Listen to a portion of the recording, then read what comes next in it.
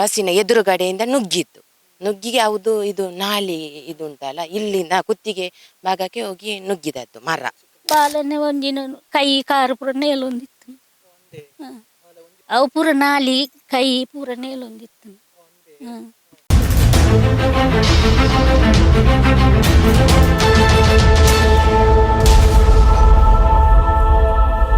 Welcome to YouTube family Kudlaram page. ನಾವಿವತ್ತು ಬಂಟ್ವಾಳ ತಾಲೂಕಿನ ಬಲಿಮಾರು ಗ್ರಾಮದ ಕಲ್ಲೆಟ್ಟಿಗೆ ಬಂದು ನಿಂತಿದ್ದೀವಿ ಅಂತ ಹೇಳಿದ್ರೆ, ಇಲ್ಲಿ ನೋಡಿದ್ರೆ ಕೂಡ ಗೊತ್ತಾಗುವಂತದ್ದು ಏನು ಅಂತ ಹೇಳಿದ್ರೆ, ಈ ಒಂದು ದೊಡ್ಡ ಮರ 300ರಿಂದ 400 ವರ್ಷ ಇತಿಹಾಸ ಇದೆ ಅಂತ. ಈ ಮರಕ್ಕೆ ದೊಡ್ಡ ಗಾತ್ರದ ಮರ, ಅದು ಬಿದ್ದು UKGಯ ಮಗು ಕೂಡ ಸಾವನ್ನಪ್ಪಿರುವಂತಹ ಘಟನೆ. ಅದಲ್ಲದೆ ಮತ್ತೊಬ್ಳು ಮಗು ಇದ್ದು ಅವಳದು ಕೂಡ ಒಂದು ಕೈಗೆ ಸರ್ಜರಿ, ಕಾಲಿಗೆ ಸರ್ಜರಿ ಎಲ್ಲ ಆಗಿದೆ ಅಂತೆ. ಆ UKGಯ ಮಗಳದ್ದು ಕುತ್ತಿಗೆಗೆ ಬಂದು ಈ ಮರದ್ದು ಕೊಂಬೆ ಏನೋ ಬಿದ್ದಿದೆ, ಕೈ ಎಲ್ಲ ನೇತಾಡ್ತಾ ಇತ್ತು, ಕಾಲೆಲ್ಲ ನೇತಾಡ್ತಾ ಇತ್ತು ಅಂತೇಳಿ ಇಲ್ಲಿ ಪ್ರತ್ಯಕ್ಷ ದರ್ಶಿಗಳು ಕೂಡ ನಮ್ಗೆ ಹೇಳಿರುವಂತದ್ದು. ಬಾಲನೆ ಒಂದಿನ ಕೈ ಕಾರು ಪೂರ ನೇಲೊಂದಿತ್ತು. ಅದರ ಎದುರುಗಡೆಗೆ ಒಂದು ಕಟ್ಟೆ ಕೂಡ ಇದೆ, ಅದು ಅಮೃತ ಕಟ್ಟೆ ಅಂತಲೂ ಕೂಡ ಹೇಳ್ತಾರೆ ಇಲ್ಲಿ. ಅದಕ್ಕೆ ಬಿದ್ದು ನಂತರ ಅಲ್ಲಿ ಒಂದು 5 ಲೈಟ್ ಕಂಬ ಕೂಡ ಬಿದ್ದಿದೆ. ಕರೆಂಟ್ ಇತ್ತು ಆ ಟೈಮ್ ಅಲ್ಲಿ, ಏನೂ ಆಗಿಲ್ಲ, ಫ್ಯೂಸ್ ಹೋಗಿದೆ. ಈ ಕಾರಣಕ್ಕಾಗಿ ಏನು ಶಾರ್ಟ್ ಸರ್ಕ್ಯೂಟ್ ಆಗಿಲ್ಲ ಅಥವಾ ಬಸ್ಸಿಗೆ ಏನು ಕೂಡ ಅವಘಡ ಆಗಿಲ್ಲ ಅಂತ ಹೇಳಿಲ್ಲ ಅಂತ ಹೇಳಿದ್ರೆ ಆ ಬಸ್ಸು ಕೂಡ ಹೊತ್ತಿ ಉರಿತಾ ಇತ್ತು. ಸೊ ನೋಡಿ, ಈ ಬೃಹತ್ ಗಾತ್ರದ ಮರ ನಿಮ್ಗೆ ಎಲ್ಲಿ ನೋಡಿದ್ರೆ ಗೊತ್ತಾಗುವಂತದ್ದು ಏನು ಅಂತ ಹೇಳಿದ್ರೆ, ಈ ಅಮೃತ ಕಟ್ಟೆ ಅನ್ನುವಂಥದ್ದು ಏನಿದೆ ಅದರ ಮೇಲೆ ಬಿದ್ದು, ಅಲ್ಲಿ ತಂತಿ ಕಂಬ ಏನಿದೆ ಅದರ ಮೇಲೆ ಬಿದ್ದು, ಮತ್ತೆ ಬಸ್ಸಿನ ಮೇಲೆ ಕೂಡ ಬಿದ್ದಿರುವಂತದ್ದು. ಇಲ್ಲಿಂದ ನಾನು ನಿಮ್ಗೆ ತೋರಿಸ್ತಾ ಹೋಗ್ತೇನೆ, ನೋಡಿದ್ರೆ ಗೊತ್ತಾಗುವಂಥದ್ದು. ಈ ರೂಟಿಂದ ಅಂತ ಹೇಳಿದ್ರೆ ಈ ಮರ್ದ ಬೈದ್ಯ ಅನ್ನುವಂಥ ದೇವಸ್ಥಾನ ಏನಿದೆ, ಆ ದೇವಸ್ಥಾನದ ಕಡೆಯಿಂದ ಬಸ್ ಕೂಡ ಬರುತ್ತೆ. ಸಂಜೆಯ ಹೊತ್ತಿಗೆ ಸ್ಕೂಲ್ ಬಿಟ್ಟ ನಂತರ ಮಕ್ಕಳನ್ನು ಮನೆಗೆ ಬಿಡೋಕೆ ಅಂತೇಳಿ ಆ ಶ್ರೀರಾಮ ಸ್ಕೂಲ್ನ ಬಸ್ ಕೂಡ ಬರುತ್ತೆ. ಸೊ ಈ ದಾರಿಯಿಂದಾಗಿ ಬಸ್ ಬರ್ತಾ ಇತ್ತು. ಈ ದಾರಿಯಿಂದಾಗಿ ಬಸ್ ಬರ್ತಾ ಇದ್ದಂತಹ ಸಂದರ್ಭದಲ್ಲಿ ಏನೂ ಕೂಡ ಆಗಿಲ್ಲ. ಈ ರೂಟಿಂದ ಬಸ್ ಬಂದಂತಹ ಸಮಯದಲ್ಲಿ ಆ ಎದುರುಗಡೆ ಒಂದು ಗ್ರೌಂಡ್ ತರ ಇದೆ, ಚಿಕ್ಕ ಗ್ರೌಂಡ್ ತರ ಇದೆ, ಅಲ್ಲೇ ಮಕ್ಕಳನ್ನು ಬಿಟ್ಟು ವಾಪಸ್ ಬರ್ತಾ ಇತ್ತು. 3ರಿಂದ 4 ಮಕ್ಕಳು ಅಲ್ಲಿ ಇಳಿದಿದ್ರು, ವಾಪಸ್ ಬರ್ತಾ ಇತ್ತು. ಈ ರೋಡಲ್ಲೇ ವಾಪಸ್ ಬರ್ತಾ ಇದ್ದಂತಹ ಸಂದರ್ಭದಲ್ಲಿ ಇಲ್ಲಿಗೆ ಬರುವಂತಹ ಸಮಯದಲ್ಲಿ ಆ ಫ್ರಂಟ್ ಏನಿದೆ ಡ್ರೈವರ್ ಶೀಟ್ ನ ಹತ್ತಿರ ಆ ಬಾಲಕಿ ಕೂತಿದ್ಲು ಅನ್ನುವಂತ ವಿಚಾರದಲ್ಲಿ, UKGಯ ಬಾಲಕಿ ಕೂತಿದ್ಲು. ಡ್ರೈವರ್ ಕೂರುವಂತಹ ಪೋರ್ಷನ್ ಏನಿದೆ ಅದಕ್ಕೇನೆ ಈ ಮರ ಬಿದ್ದು ಈ ಘಟನೆ ಆಗಿರುವಂತದ್ದು ಅಂತ ಹೇಳಿದ್ರು ಕೂಡ ತಪ್ಪಾಗ್ಲಿಕ್ಕಿಲ್ಲ. ಇವರು 4 ಮಕ್ಕಳನ್ನು ಬಿಟ್ಟು ವಾಪಸ್ ಬೇರೆ ಮಕ್ಕಳನ್ನು ಬಿಡೋಕೆ ಬರ್ತಾ ಇದ್ದಿರುವಂತಹ ಸಂದರ್ಭದಲ್ಲಿ ನಡೆದಂತಹ ಘಟನೆ. ಗ್ರಾಮ ದೈವ ಇರುವಂತಹ ಜಾಗ ಅಂತ ಹೇಳಿದ್ರು ಕೂಡ ತಪ್ಪಾಗ್ಲಿಕ್ಕಿಲ್ಲ. ಅಂತ ಹೇಳಿದ್ರೆ ಇದು ಯಾಕೆ ಕಡಿಲಿಲ್ಲ ಈ ಮರವನ್ನು ಅಂತೇಳಿ ನಾನು ಒಂದಷ್ಟು ಜನರ ಹತ್ರ, ಇಲ್ಲಿ ಗ್ರಾಮಸ್ಥರ ಹತ್ರ ಕೇಳಿದ, ಅವರು ಹೇಳಿರುವಂತದ್ದು ಏನು ಅಂತ ಹೇಳಿದ್ರೆ, ಇದು ಗ್ರಾಮ ದೈವಕ್ಕೆ ಸಂಬಂಧಪಟ್ಟಂತಹ ಮರ. ಸೊ ಆ ಕಾರಣದಿಂದಾಗಿ ಪ್ರಶ್ನೆಯಲ್ಲೂ ಕೂಡ ಬಂದಿತ್ತು ಇದನ್ನು ಕಡಿಬಾರ್ದು ಅಂತೇಳಿ. ಸೊ ಈ ಕಾರಣಕ್ಕಾಗಿ ಇದನ್ನು ಕಡಿಲಿಲ್ಲ ಅನ್ನುವಂತಹ ವಿಚಾರದಲ್ಲೂ ಕೂಡ ಹೇಳಿರುವಂತದ್ದು. ಸೊ ಅದು ಅಲ್ಲದೆ ಇದಕ್ಕೆ ಪೂಜೆ ಕೂಡ ನಡೀತಾ ಇತ್ತು, ಹಾವು ಕೂಡ ಬರ್ತಾ ಇತ್ತು. ಅದು ಅಲ್ಲದೆ ಎದುರುಗಡೆಗೆ ಅಮೃತ ಇಡುವಂತಹ ಒಂದು ಜಾಗ ಕೂಡ ಇದ್ದದ್ದನ್ನು ನೀವು ನೋಡಿರ್ತೀರಿ. ಸೊ ಅದೇ ಮರ ಬಿದ್ದು ಈ ಘಟನೆ ಆಗಿರುವಂತದ್ದು ಅಂತ ಹೇಳಿದ್ರು ಕೂಡ ತಪ್ಪಾಗ್ಲಿಕ್ಕಿಲ್ಲ. ಹಿಂದೆ ನೋಡಿದ್ರೆ ಗೊತ್ತಾಗುತ್ತೆ, ಪಾಪ ಮಕ್ಕಳ ಬಾಟ್ಲ್ ಆಗಿರ್ಬೋದು, ಆ ಮಕ್ಕಳ ಚಪ್ಪಲ್ ಆಗಿರ್ಬೋದು, ಎಲ್ಲಾನು ಕೂಡ ಇಲ್ಲಿ ಇರುವಂತದ್ದು. ಚಿಕ್ಕ ಚಿಕ್ಕ ಮಕ್ಕಳ ಚಪ್ಪಲೆಲ್ಲ ಇದೆ, ನೋಡುವಾಗ ತುಂಬಾನೇ ಬೇಸರ ಆಗುತ್ತೆ. ಅಲ್ಲಿ 20ರಿಂದ 22 ಮಕ್ಕಳು ಕೂಡ ಇದ್ರಂತೆ ಈ ಅದರಲ್ಲಿ ಒಬ್ರು ಮೃತಪಟ್ಟಿದ್ದಾರೆ. ಮತ್ತೊಬ್ಬರದ್ದು ಇಲ್ಲಿ ಸ್ಥಳೀಯರು ನೋಡಿದವರು ಹೇಳಿರುವಂತದ್ದು ಏನು ಅಂತ ಹೇಳಿದ್ರೆ, ಕಾಲು ಕೂಡ ಈ ರೀತಿಯಾಗಿ ಟ್ವಿಸ್ಟ್ ಆಗಿತ್ತು, ತೊಡೆಯ ಚರ್ಮ ಕೂಡ ಹೋಗಿತ್ತು, ಕೈಯ ಚರ್ಮ ಕೂಡ ಹೋಗಿತ್ತು, ಕೈ ಮತ್ತು ತೊಡೆ ಸರ್ಜರಿ ಆಗಿದೆ ಅಂತೆ. ಕಾಲು ಮತ್ತು ಕೈಯ ಈಗ ಸರ್ಜರಿ ಆಗಿದೆ. ಆ ಮತ್ತೊಬ್ಳು ಬಾಲಕಿದ್ದು ಅಂತ ಹೇಳಿದ್ರು ಕೂಡ ತಪ್ಪಾಗ್ಲಿಕ್ಕಿಲ್ಲ. ಮೃತಪಟ್ಟಂತಹ UKGಯ ಬಾಲಕಿಯನ್ನು ನೋಡಿದಾಗ ಎಲ್ಲರೂ ಕೂಡ ಇಲ್ಲಿ ಬೇಸರ ಪಡ್ತಾ ಇದ್ದಾರೆ, ಕಣ್ಣೀರು ಕೂಡ ಹಾಕ್ತಾ ಇದ್ದಾರೆ. ಸ್ಥಳೀಯರು ಆ ಮಗು ಸೈಡಲ್ಲಿ ಕೂತ್ಕೊಂಡಿತ್ತು, ಆ ಮಗುವಿದ್ದು ಏನೋ ಕುತ್ತಿಗೆ ಇದೆ, ಅದಕ್ಕೇನೆ ಬಂದು ಬಿದ್ದಿದೆ, ಇದು ಆ ಮರ ಅದಕ್ಕೇನೆ ಬಂದು ಬಿದ್ದಿದೆ, ಸ್ಪಾಟಲ್ಲೇ ಮಗುದು ಪ್ರಾಣ ಕೂಡ ಹೋಗಿದೆ ಅಂತ ಹೇಳಿ ಇಲ್ಲಿ ಸ್ಥಳೀಯರು ಕೂಡ ಹೇಳಿರುವಂಥದ್ದು. ಸೊ ಈಗ ಮಳೆ ಕೂಡ ಬರ್ತಾ ಇದೆ. ಆ ಘಟನೆ ನಡೆದಂತ ಸಂದರ್ಭದಲ್ಲೂ ಕೂಡ ಮಳೆ ಬರ್ತಾ ಇತ್ತು ಅನ್ನುವಂತ ವಿಚಾರದಲ್ಲಿ ಇಲ್ಲಿಯ ಸ್ಥಳೀಯರು ಹೇಳಿರುವಂತದ್ದು.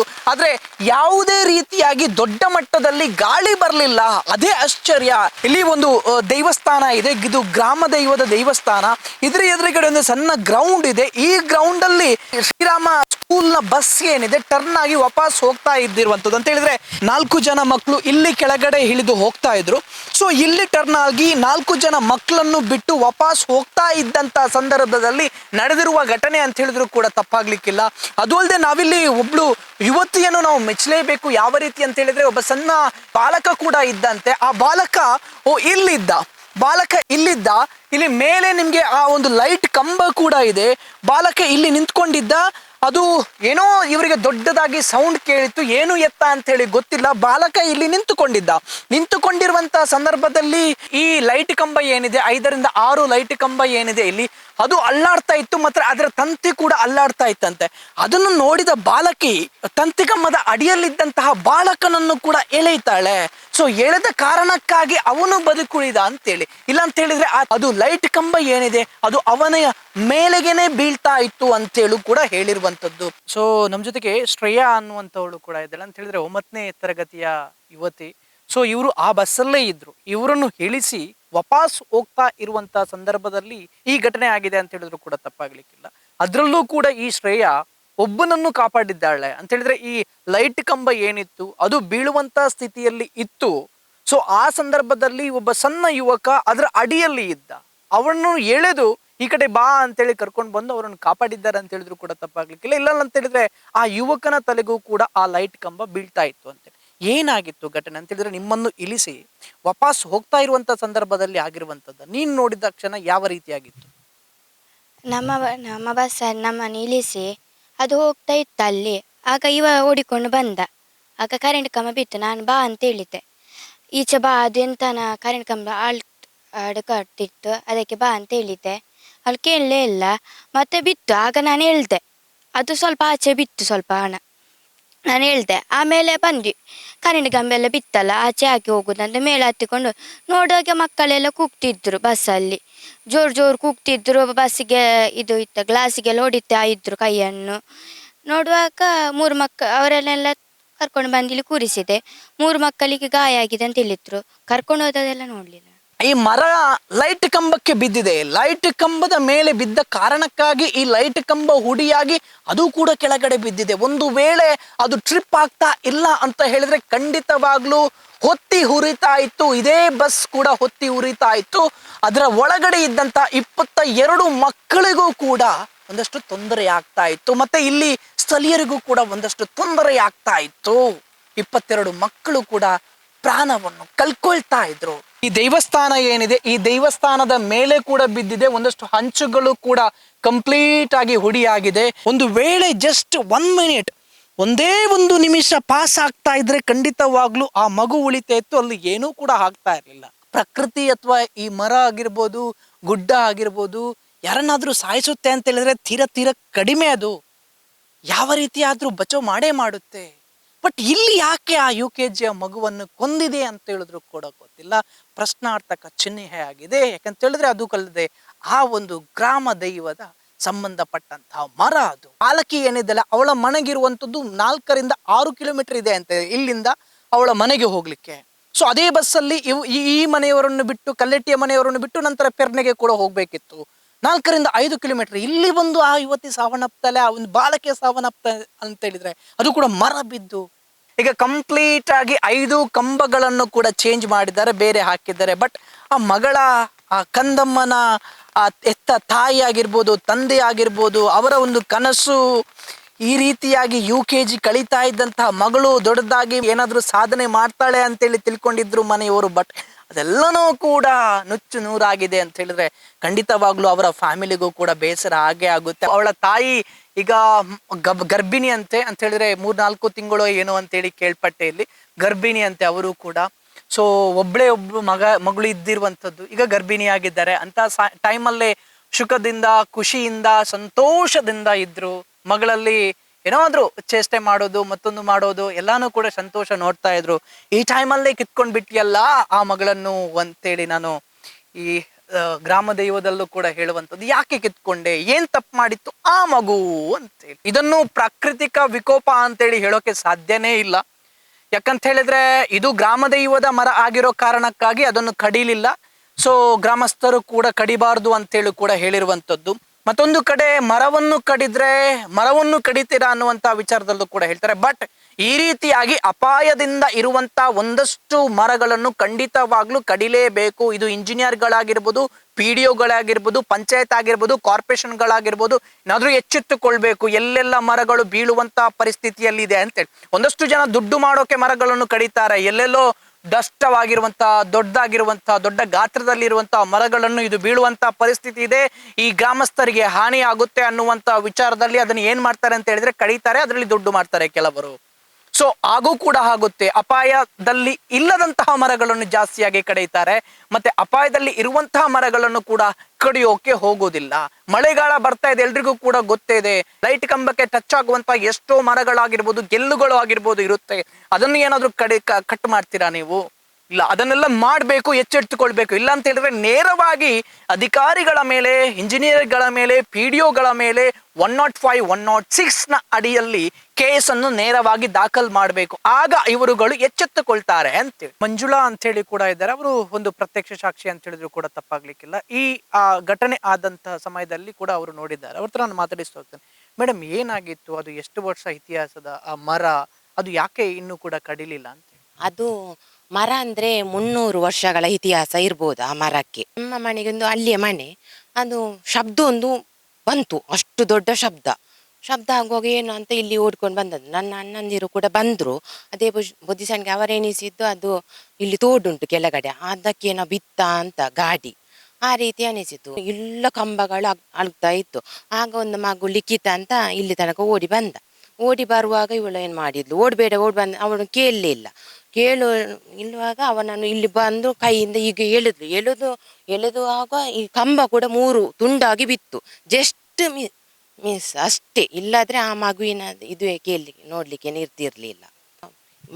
ಮರ ಬಸ್ಸಿನ ಎದುರುಗಡೆಯಿಂದ ನುಗ್ಗಿಗೆ ಹೌದು, ಇದು ನಾಲಿ ಇದುಂಟಲ್ಲ, ಇಲ್ಲಿಂದ ಕುತ್ತಿಗೆ ಭಾಗಕ್ಕೆ ಹೋಗಿ ನುಗ್ಗಿದದ್ದು ಮರ. ಚಿಕ್ಕ ಮಗುವಿದು. ಅದನ್ನು ತೆಗೆದು ಕೈಯಲ್ಲಿ ನನ್ನ ದೊಡ್ಡಣ್ಣ ಕೇಶವ ತೆಗೆಯುವಾಗಲೇ ಅದು ಅಷ್ಟೊಂದು ಇದು ಏನೋ ಮೂಮೆಂಟ್ ಇರಲಿಲ್ಲ ಮಗುವಿದು. ಕೈಯೆಲ್ಲ ಇದು ಆಗಿದೆ ಅದು. ಮತ್ತೊಂದು ಮಗುವನ್ನು ತೆಗಿಲಿಕ್ಕೆ ತುಂಬ ಇದು ಆಯಿತು. ಯಾಕೆಂದರೆ ಮರ ಮೇಲೆ ಇತ್ತು. ಮೇಲೆ ಇರುವಾಗ ಏನು ಮಾಡಲಿಕ್ಕೆ ಸಾಧ್ಯ ಇರಲಿಲ್ಲ. ಆಗ ಸುರುವಿಗೆ ಎದುರಿನ ಗ್ಲಾಸನ್ನೇ ಒಡೆದದ್ದು, ಎಮರ್ಜೆನ್ಸಿ ಗ್ಲಾಸ್ ಅದರಲ್ಲಿ ಇತ್ತಲ್ಲ, ಅದನ್ನು ಒಡೆದು ಒಳಗೆ ಹೋಗಿದ್ದು. ನನ್ನ ಅಣ್ಣ ಕೇಶವ ಉದಯ ಎಲ್ಲ ಹೋದದ್ದು. ಮತ್ತು ಸಾರ್ವಜನಿಕರೆಲ್ಲ ಬಂದರು. ಹಾಗೆ ಈ ಮಗುವನ್ನು ಮತ್ತೆ 2ನೇ ಮಗುವಿಗೆ ಹೀಗೆ ಇತ್ತು, ಅದು ಅಡ್ಡ ಬಿದ್ದು ಕೈ ಅಡಿಗೆ ಬಿದ್ದಿತ್ತು. ಮತ್ತು ಕಾಲು ಫುಲ್ಲು ತಿರ್ಗಿತ್ತು, ಟ್ವಿಸ್ಟ್ ಆಗಿತ್ತು ಎಲ್ಲವೂ ಇದು ಆಗಿ. ಅದನ್ನೆಲ್ಲ ಇವರು ಸ್ವಲ್ಪ ಮಂದಿ ಮರವನ್ನು ಇದು ಮಾಡಿ ಅದು ಸಬ್ಬಲೆಲ್ಲ ಹಾಕಿ ಮಗುವನ್ನು ನಂತರ ತೆಗೆದು ಎಲ್ಲ ತುಂಬ ಗಾಯ ಆಗ್ತು. ಈಗೇನೆ ಎತ್ಕೊಂಡು ನನ್ನ ದೊಡ್ಡಣ್ಣ ಹೋದ, ಕಾರಿನಲ್ಲಿ ಹಾಕಿ ಅವನ ಅರ್ಜೆಂಟ್ ಆಸ್ಪತ್ರೆಗೆ ಕರ್ಕೊಂಡು. ಮತ್ತೊಂದು ಮಗುವಿಗೆ ಇಲ್ಲಿಗೆ ಸ್ವಲ್ಪ ತಲೆಗೆ ಸ್ವಲ್ಪ ಏಟಾಗಿತ್ತು. ಅದನ್ನು ಪುಷ್ಪರಾಜ ಆಸ್ಪತ್ರೆಯಲ್ಲಿ ಕಳಿಸಿದ್ದಾರೆ. ಎಷ್ಟೋ ಪ್ರಯತ್ನ ಪಟ್ಟರು, ಆದರೂ ಆಗಲಿಲ್ಲ ಅದನ್ನೊಂದು ಉಳಿಸ್ಕೊಳ್ಳಿಕ್ಕೆ ಅಂತ. ಅದೇ ಭಯ. ಅದನ್ನು ಮತ್ತೊಂದು ಮಗು ಕೂಡ ಇದು ಆಗಲಿಕ್ಕೆ ಇತ್ತು. ಅದೊಂದು ಅಣ್ಣನವರು ಬೇಗ ಅದನ್ನು ಇದು ಮಾಡಿ ಕಳಿಸಿದ್ರೆ ಆ ಮಗು ಕೂಡ ಉಳಿಯಿತ್ತು. ಮತ್ತೊಂದು ಈಗ ಏಜ್ ಆಸ್ಪತ್ರೆಯಲ್ಲಿ ಒಂದು ಅವತ್ತೇ ನೈಟ್ ಎಲ್ಲ ಅದರ ಸರ್ಜರಿ ಎಲ್ಲ ಆಯ್ತಲ್ಲ, ಆ ಮಗು ಕೂಡ ಅದೇ ಮೂಮೆಂಟ್ ಇತ್ತು. ಇಲ್ಲೇ ಪಕ್ಕದಲ್ಲಿ ಇವರು ಕೆಲಸ ಮಾಡ್ತಾ ಇದ್ರು, ಗಿರಿಜಾ ಅಂತೇಳಿ. ಅವ್ರ ಹತ್ರ ನಾನು ಮಾತಾಡಿಸ್ತಾ ಹೋಗ್ತೇನೆ. ಅಮ್ಮ, ಈರ್ತುನಾಗ ದಾದ ಒಂದಿತ್ತು ನಮ್ಮ ಬಲ್ಪ ಬೇಲ ಅಂತ ಇಂತ ಅಲ್ತ ಪಾರ್ವತ ತುನ ದಾಯ್ತೆನ್ ತೂಪುನಿಂಗ್ಲ ಬೊಬ್ಬೆ ತಡೆಯರ ತೀರ್ಜಿ ಬಾಲೆದ ಮಾತ ಮುಳು ಬೇಲದಕ್ಕೆ ಮಾತ ಇತ್ತ ಮುಲ್ಪನಿ ಐನಿತ್ತು ಬೊಬ್ಬೆ ಜೋರು ಬಡಾಲ ಕೇಂದ್ರ ಈ ಓಡ್ದಲ್ಲ ಈ ಮರತ್ತಲ್ಲ ಮಾತವನಾಗ ಜೋರು ಬೊಬ್ಬೆ ಕೇಂದ್ರ ಅಂಚ ಅಲ್ಪಡ್ದು ತಿರ್ತೆಲ್ಲ ಬೇಲೆದಲ್ತ ಪಾರ್ವತ ತೂಪನೆ ದಾಯ್ತೇನು ಬಾಲನೆ ಒಂದಿನ ಕೈ ಕಾರು ಪೂರ ನೇಲೊಂದಿತ್ತು. ಅವು ಪೂರ ನಾಲಿ ಕೈ ಪೂರ ನೇಲೊಂದಿತ್ತು. ಮತ್ತೆ ಪೂರ ಎಷ್ಟ ಮಂತು ಬಾಳೆ ಎತ್ತದು ಕೇಶ ಬಂದ್ಮಾರು ಆ ಬಾಳೆನ ಎಂಡ ಕುರಿಯಿರು ಕುರ್ದು ಅನ್ಪು ಗೆಲ್ಬೇಡ ಅಪ್ಪ ಪ್ರಾಣ ಪೋತು ಬಾಳೆ ಇಂಕ ರಿಪೇರ್ ಹಚ್ಚಿ ಒಕ್ಕೊಂಜಿ ಬಾಳೆದ ಕಾರು ಆತನು ಕೈಯಿಂದ ಆತನು ಆ ಬಾಳೆ ಒಕ್ಕೊಂಜಿ ಬಾಳೆದ ಕೈ ಕುಡಿ ಆತನು ಒಂಜಿ ಕಾರು ಐನ ಅಪ್ಪಾಡಿ ಇಂಗ್ಲ ಎಷ್ಟ ಮಂತು ಗಾಟು ಪಡ್ದು ಕುಂದೋಗ್ತೀವಿ ನಾಲಿಗೆ ಮುಲ್ಪ ಒಟ್ಟೆ ಅದು ಕಟ್ಟಾದನು ಬಾಳೆ ಅಪ್ಪನೇ ಪೋತು ಕೈ ಕೊಂಜಿ ಮಲ್ಲ ಕಾರು ಮಲ್ಲ ಗಡ್ಡಿ ಏನ ಇಂಕಲೇ ಮಸ್ತ್ ಬೇಜಂಡ ಇಂಗಲ ಕಲ್ಲೆಟ್ಟದ ಗ್ರಾಮದೀಯ ಇಂಗಲ ಗ್ರಾಮದೀಯ ಇಂಚಾಯರ ಬಲ್ಲಿತ್ತು ಗಾಳಿ ಇತ್ತು, ಮಸ್ತ್ ಗಾಳಿ ಆಲಜ್ಜ ಡ್ರೈವರ್ ಪನ್ಪೇರು ಎಂಗ್ಲ ಒಂಜಿ ಕೈತಡ ಬಣ್ಣ ಒಂಜಿ ಸುಲಿಗಾದರ ಬತ್ತನು ಎಂಕುಲ್ತನ ಗಾಳಿ ದಾರ ಇಜ್ಜ. ಸೊ ನಮ್ಮ ಜೊತೆಗೆ ಫಾರೆಸ್ಟ್ ಪೂನೆಯ NGO ಆಗಿರ್ತಕ್ಕಂತಹ ನಿತಿನ್ ಕೂಡ ಇದ್ದಾರೆ. ಅವ್ರ ಹತ್ರ ನಾನು ಮಾತಾಡಿಸ್ತಾ ಹೋಗ್ತೀನಿ. ಅಂತ ಹೇಳಿದ್ರೆ ಯಾವ ಕಾರಣಕ್ಕಾಗಿ ಈ ಮರ ಬಿದ್ದಿರ್ಬೋದು ಅಂತೇಳಿ. ಅಂತ ಹೇಳಿದ್ರೆ ದೊಡ್ಡ ಗಾತ್ರದ ಮರ. ಸೊ ಇದು ಬೀಳೋಕೆ ತೀರಾ ಕಡಿಮೆ, ಬೇರುಗಳು ಆಳವಾಗಿ ಇದ್ರದ್ದು ಊರಿರ್ತವೆ. ಸೊ ಸರ್, ಯಾವ ಕಾರಣಕ್ಕೆ ಇದು ಬಿದ್ದಿರ್ಬೋದು ಅಂದ್ರೆ ಇದರಲ್ಲಿ ಎಷ್ಟು 4 ರಿಂದ 5 ಮರ ಇದೆ ಅಂತೇಳಿ ಹೇಳ್ತಾ ಇದ್ರು, ಅದು ಹೇಗೆ ಅಂತ? ಇದು ಒಂದರಲ್ಲಿ 5 ಮರ ಉಂಟು. ರೆಂಜೆ, ಮತ್ತೆ ಜಂತಿ ಐತಾಳು, ಮತ್ತೆ ಅಶ್ವತ್ಥ, ಗೋಳಿ, ಮತ್ತೆ ಇನ್ನೊಂದುಂಟು ಕಿನ್ನಿಗೋಳಿ ಅಂತ. ಅದಕ್ಕೆ ಫುಡ್ ಜಾಸ್ತಿ ಬೇಕು ಎಲ್ಲದಕ್ಕೂ. ಮತ್ತೆ ಇದು ಗೋಳಿಗೆ ಒಂದು 300 ವರ್ಷ ಆದ್ಮೇಲೆ ಅದಕ್ಕೆ ಜಂತಿ ಬರ್ತದೆ, 300-200 ವರ್ಷ. ಆಗ ಸಪೋರ್ಟ್, ಅದು ಬಳ್ಳಿ ಥರ ಇದು ನೇತಾಡ್ತಾರೆ ಅದರಲ್ಲಿ. ಅದಕ್ಕೆ ನೀರು ಗೊಬ್ಬರ ಎಲ್ಲ ಕೊಡುವುದು ಅದು. ಇದರಲ್ಲಿ ಕಡಿಮೆ ಆಗುವಾಗ ಅದು ಆಟೋಮೆಟಿಕ್ ಜಂತಿ ಬಿಡಲಿಕ್ಕೆ ಸ್ಟಾರ್ಟ್ ಆಗ್ತದೆ. ಆ ಜಂತಿಯಲ್ಲಿ ಎಷ್ಟು ಜಂತಿ ಬರ್ತದೆ ಅಷ್ಟು ಸಪೋರ್ಟ್. ಇದೀಗ ಜಂತಿ ಇದರ ಕಟ್ ಮಾಡಿದರು. ಕಟ್ ಮಾಡಿದ ಅದಕ್ಕೆ ಫುಡ್ ಕಮ್ಮಿ ಆಯಿತು. ಕಮ್ಮಿ ಆದ್ರೆ ಆಟೋಮೆಟಿಕ್ ಅದು ವೀಕ್ ಆಗಲೇಬೇಕು. ಅದರಿಂದ ಬಿದ್ದಿರ್ಬೋದು. ಬಿದ್ದಿರ್ಬೋದು. ಸೊ ಇದರಲ್ಲಿ ಒಂದರಲ್ಲಿ 5 ಮರ ಇದೆ ಅಂತೇಳಿ, ಬುಡದಲ್ಲಿ ಅಂತೇಳಿ, ಅದು ಹೇಗೆ ಅಂತೇಳಿ? ಇದು ಸೇಕ್ರೆಡ್ ಗ್ರೋ ಅಂತ ಹೇಳ್ತೇವೆ. ಯಾಕಂದ್ರೆ ಅದು ಎಲ್ಲಿ ಎನರ್ಜಿ ಇರ್ತದೆ, ಈ ದೇವಸ್ಥಾನ ಅಂತ ಮರದಲ್ಲಿ ಮಾತ್ರ ಬರುದು ಈ ತರ ಇದೆ. ಇದು ಅದನ್ನು ಮುಟ್ಲಿಕ್ಕೆ ಹೋಗುದಿಲ್ಲ ಯಾಕೆ. ಇದು ಮೊದಲು ಇದರಲ್ಲಿ ಇದಿತ್ತು ಅಂತ ಹೇಳಿದ್ರು, ತಾಳೆ ಮರ.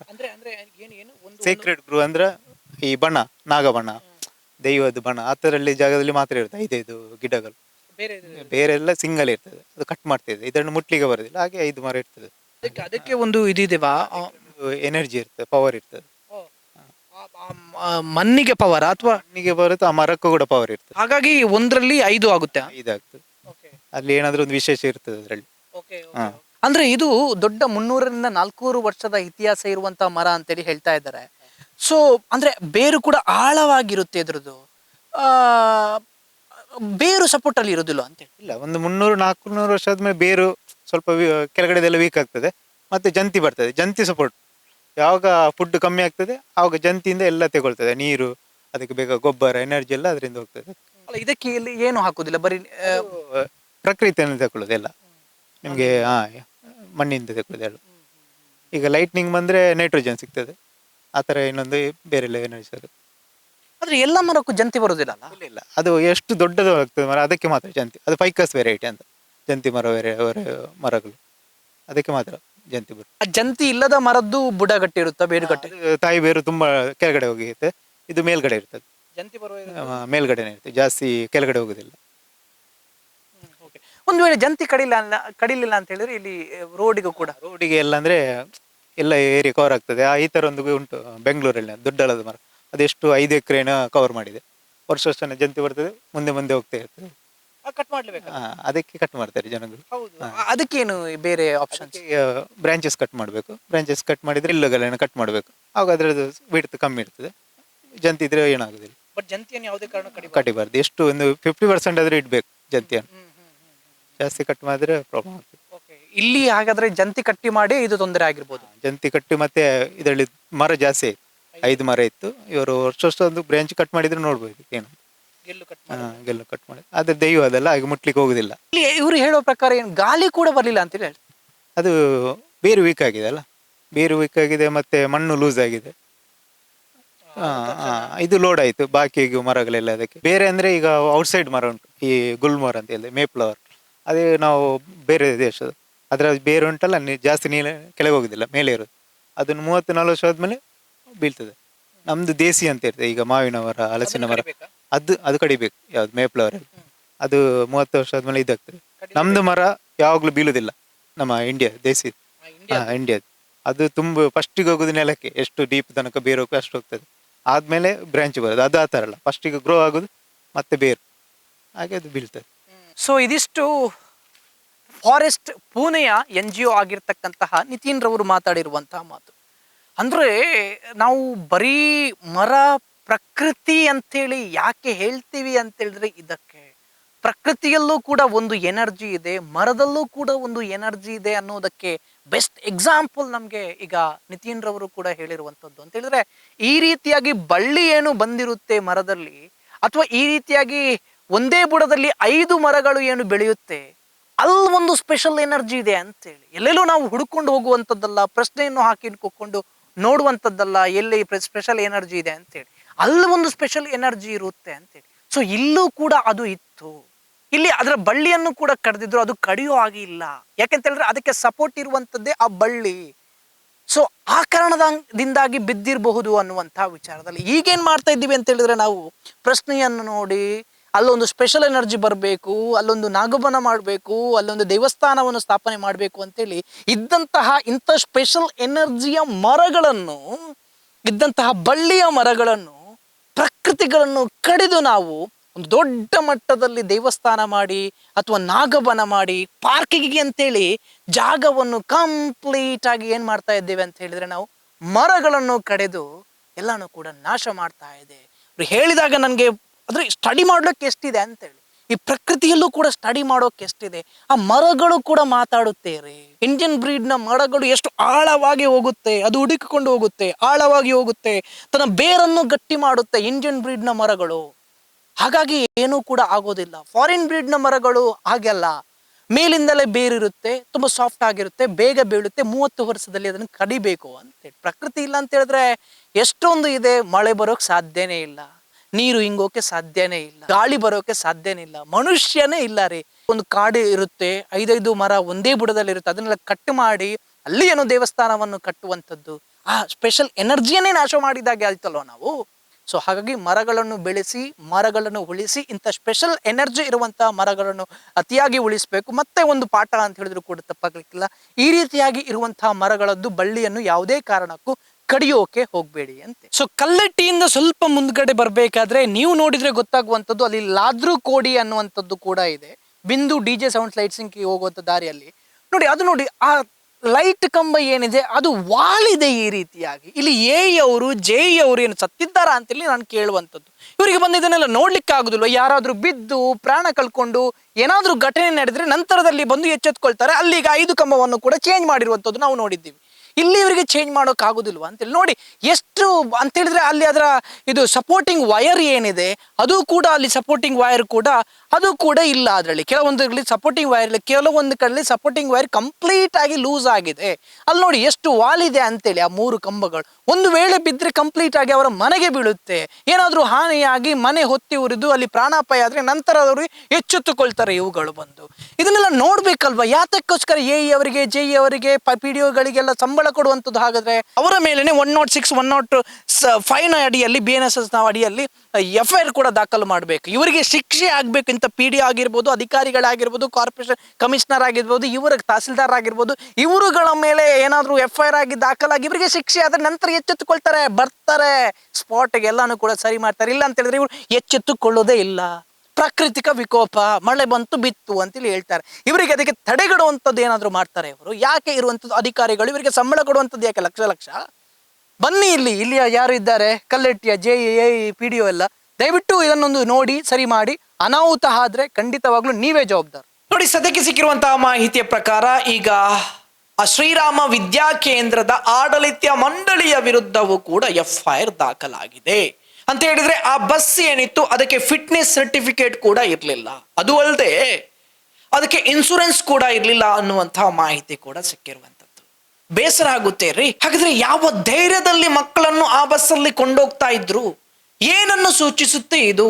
ಮಕ್ಕಳಿಗೆ ವಿದ್ಯಾಭ್ಯಾಸವನ್ನು ಕೊಡ್ತೀವಿ, ಮಕ್ಕಳಿಗೆ ಒಂದಷ್ಟು ಪಾಠವನ್ನು ಮಾಡ್ತೀವಿ, ಮಕ್ಕಳೇ ಹೆಲ್ಮೆಟ್ ಹಾಕ್ಬೇಕು, ಮಕ್ಕಳೇ ಸೀಟ್ ಬೆಲ್ಟ್ ಹಾಕ್ಬೇಕು, ಮಕ್ಕಳೇ ಈ ರೀತಿಯಾಗಿ ಸ್ಪೀಡ್ ಆಗಿ ಹೋಗ್ಬಾರ್ದು ಅಂತೇಳಿ ಕೂಡ ಹೇಳ್ತೀವಿ. ಬಟ್ ಬಸ್ಸಿಗೇನೆ ಒಂದು ಫಿಟ್ನೆಸ್ ಸರ್ಟಿಫಿಕೇಟ್, ಇನ್ಶೂರೆನ್ಸ್ ಇಲ್ಲ ಅಂತ ಹೇಳಿದ್ರೆ ಏನ್ ಸಂದೇಶವನ್ನು ಕೊಡುತ್ತೆ ಇದು? ಹಾಗಾದ್ರೆ ಅದು ಕೂಡ ಬೇರೆ ಟ್ರಸ್ಟ್ ನ ಹೆಸರಲ್ಲಿ ನೋಂದಣಿ ಆಗಿತ್ತು ಅನ್ನುವಂತಹ ಮಾಹಿತಿ ಕೂಡ ಸಿಕ್ಕಿರುವಂತದ್ದು. 2022ರ ನಂತರ ಫಿಟ್ನೆಸ್ ಸರ್ಟಿಫಿಕೇಟ್ ಇಲ್ಲ ಅಂತೆ. ಮಕ್ಕಳು ಮಾಡಬೇಕು, ಸಂಸಾರ ಬೆಳೆಸ್ಬೇಕು ಅಂತೇಳಿ ನಾವು ಉದ್ದ ಭಾಷಣ ಮಾಡ್ತೀವಿ. ಬಟ್ ನಮ್ಮ ಸ್ಕೂಲಲ್ಲೇ ಕಲಿತಾ ಇರುವಂತಹ ಮಕ್ಕಳಿಗೆ ನಾವು ಯಾವ ರೀತಿಯಾಗಿ ಭದ್ರತೆಯನ್ನು ಕೊಡ್ತಾ ಇದ್ದೀವಿ? ಫಿಟ್ನೆಸ್ ಸರ್ಟಿಫಿಕೇಟೇ ಇಲ್ಲ. ಹಾಗಾಗಿ ಈ ಮಗುವಿಗೆ ಅತಿ ಹೆಚ್ಚು ಪರಿಹಾರ ಕೂಡ ಸಿಗ್ಬೇಕು. ಬರೀ 5 ಲಕ್ಷ ಅಲ್ಲ, ಯಾಕೆಂತ ಹೇಳಿದ್ರೆ ಈ ಹೆಣ್ಣು ಮಗು ಬೆಳೆದು ಒಂದಷ್ಟು ಫ್ಯಾಮಿಲಿಯನ್ನು ನೋಡ್ಕೊಳ್ತಾ ಕೂಡ ಇತ್ತು. 2 kgಯಲ್ಲೇ ಪ್ರಾಣ ಕಳ್ಕೊಂಡಿದ್ಲು ಅಂತ ಹೇಳಿದ್ರೆ, ಅವಳು ಸಾಧನೆ ಮಾಡಿ ದೊಡ್ಡದಾಗಿ ಕಲ್ತು ಎಜುಕೇಶನ್ ಆಗಿ ಅವಳು ಫ್ಯಾಮಿಲಿಯನ್ನು ಕೂಡ ನೋಡಿ ಎಷ್ಟು ಸಂಪಾದನೆ ಮಾಡ್ತಾ ಇದ್ಲು. ಸೊ ದೊಡ್ಡ ಮಟ್ಟದಲ್ಲಿ ಖಂಡಿತವಾಗ್ಲೂ ಪರಿಹಾರ ಇವಳಿಗೆ ಸಿಗ್ಲೇಬೇಕು. ಅದಲ್ಲದೆ ಈ ಬಸ್ಗೆ ಫಿಟ್ನೆಸ್ ಸರ್ಟಿಫಿಕೇಟ್ ಇಲ್ಲ, ಇನ್ಶೂರೆನ್ಸ್ ಇಲ್ಲ, ಇವರಿಗೂ ಕೂಡ ಅತಿ ಕಠಿಣ ಶಿಕ್ಷೆ ಆಗ್ಲೇಬೇಕು. ಮುಂದೆ ಈ ರೀತಿಯಾಗಿ ಕೇರ್ಲೆಸ್ ಯಾರೂ ಕೂಡ ಮಾಡಬಾರ್ದು.